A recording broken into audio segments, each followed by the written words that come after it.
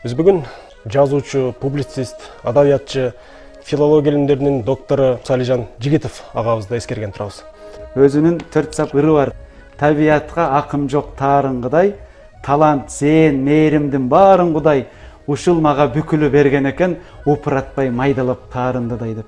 Ансыңарындай Салижан агай биринчиден аз жана саз жазган, көзүнө көрүнгөндө эмес, жүрөгүнө урунганды жасап жазбай, жашап жазган, анан мышыктай мыйолотуп көптү туубай, арстандай арылдатып бирди туган калемгер болчу.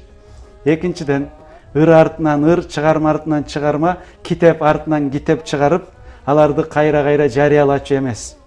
Үчүнчүдөн, сыйлык наам, чин даража, мансап мартаба, кызмат кресло үчүн өмүрү ыйманына камчы чапкан эмес. Төртүнчүдөн, бир да жолу башка калемгерлер сыяктуу китептеринин ачылыштарын, маареке поэзия кечесин өткөргөн эмес. Көрүнгөндү топтоп алып жалган мактаткан эмес. Бешинчиден, хандан бектен кайра тартпай, ким болбосун түз бетине тарс айтып таштачу.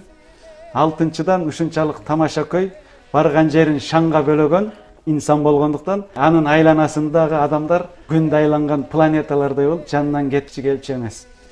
Жетинчиден, ушунчалык жөнөкөй, чупуну, элпек, бой көтөрбөгөн, сылаң короздонуп жасанбаган бир гана адабият эмес, гуманитардык илимдердин баарынын тишин чаккан, билимдүү, көп окуган, калыс, адилеттүү, бейтарап инсан болгондуктан, Салижан агайдан ала турган өрнөктөр бизде өтө көп.